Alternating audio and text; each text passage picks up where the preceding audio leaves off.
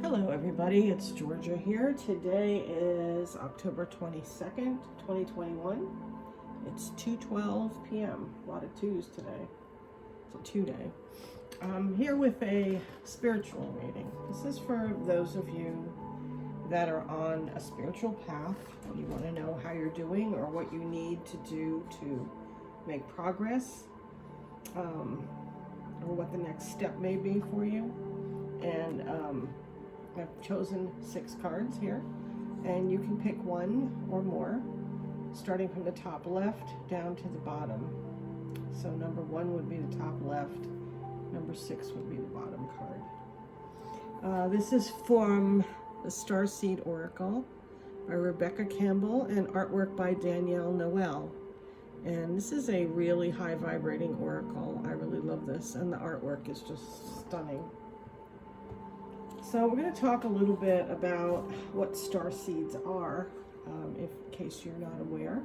And this is taken from the book, actually. It's sort of a synopsis.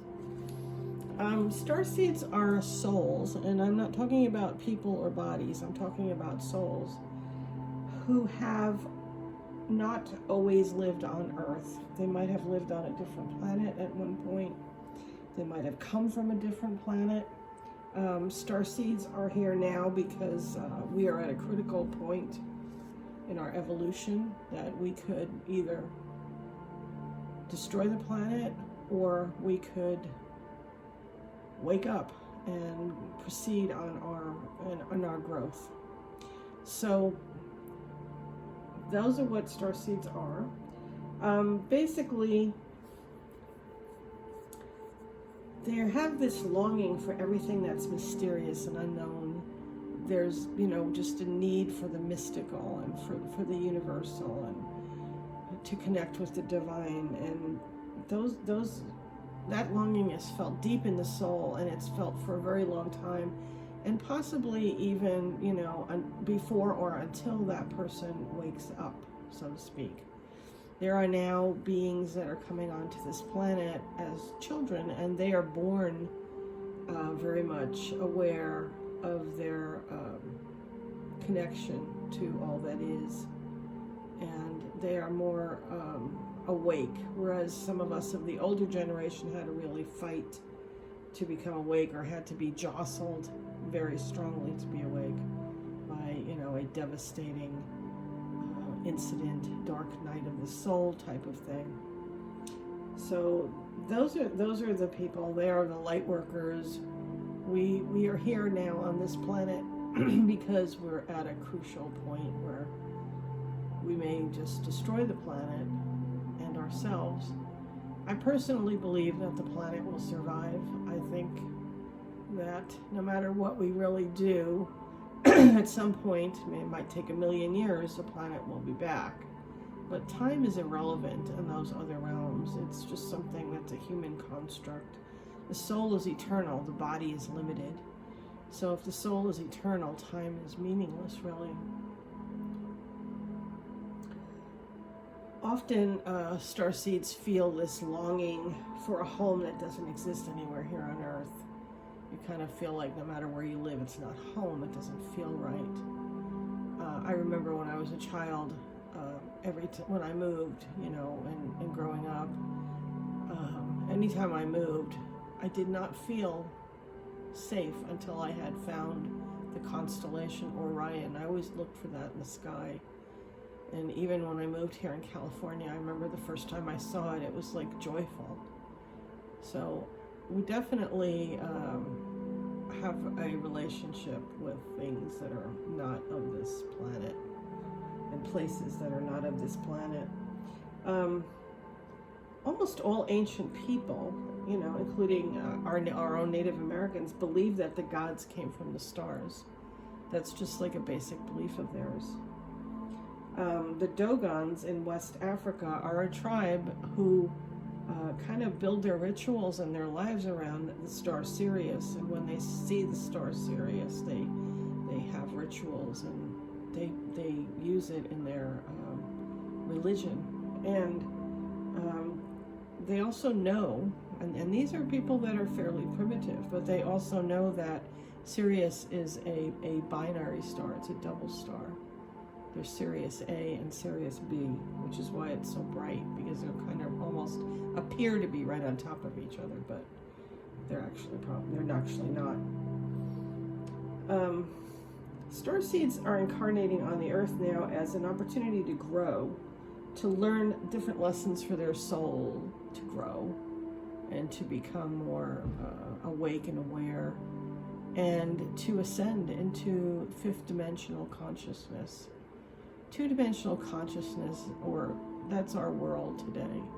Fifth dimensional is being a part of something that goes on to other dimensions, and being able to access that.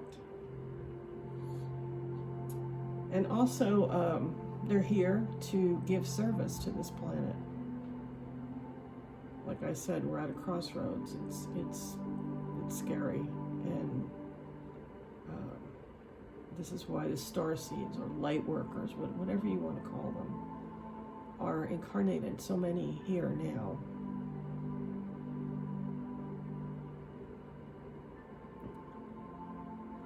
One thing that is common to all starseeds is that they have problems with making small talk and talking about triviality.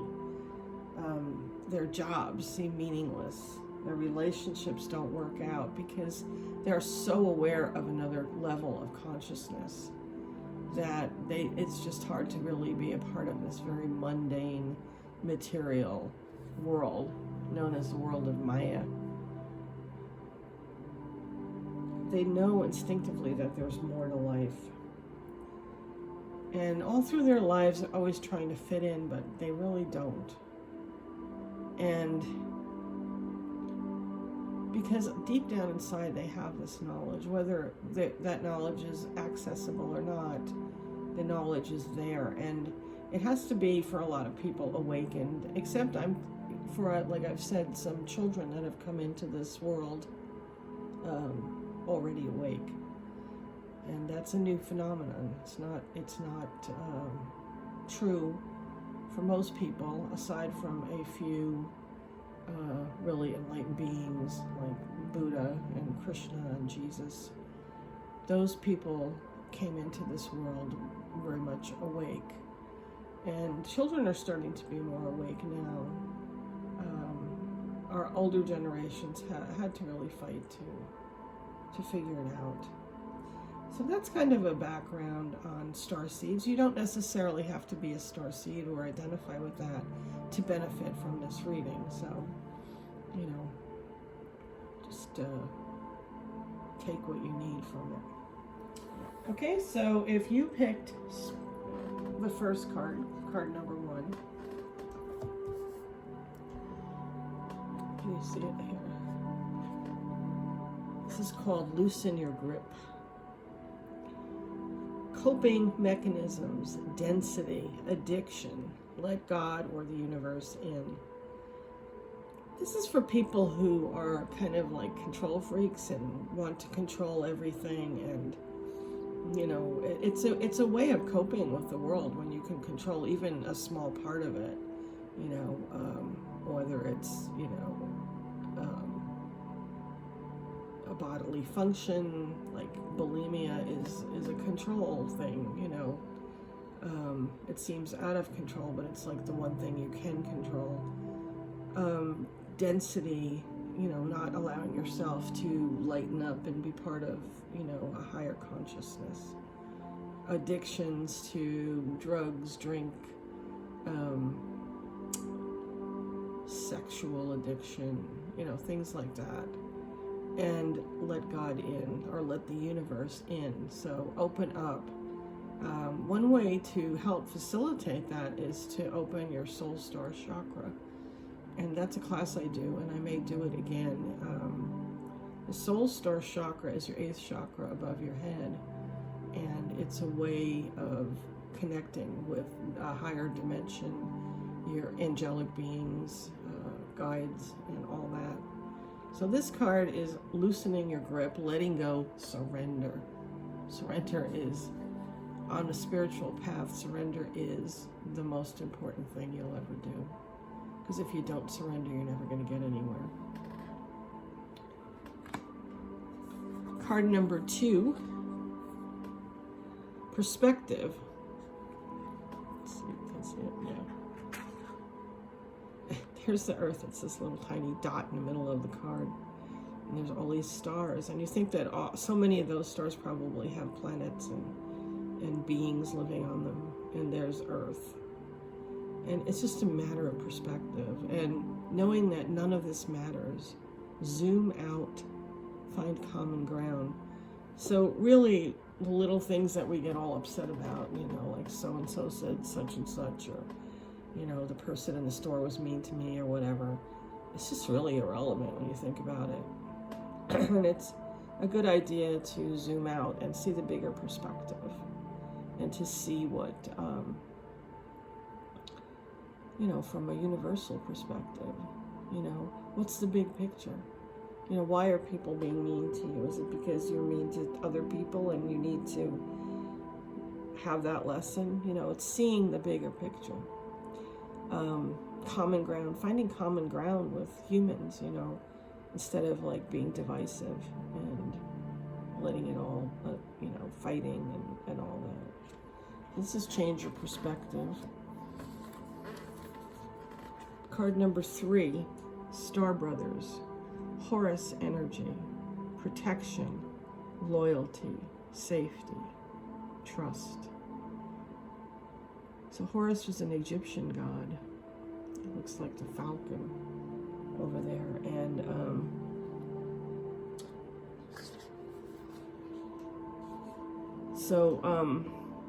he's a protective deity. And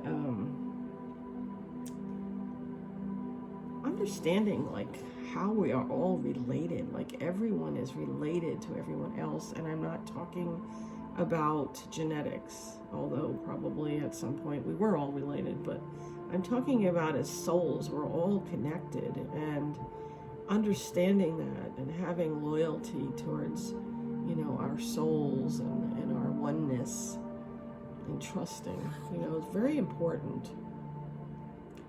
So feel secure, feel safe, you know, and be open to receiving support from, you know, other realms, from your spirit guides, from your spirit animals, whatever. Number 3, portal. Doors are opening. You decide. Rewards. Wild card. We all talk about portals, and what is a portal? A portal is an opening to another dimension. And this is interesting that it comes up now because we're really close to the All Hallows and the time of the year when the veil is thinnest, and the portals will be opening. And being a part of, you know, other dimensions, and knowing that you can go there and that you can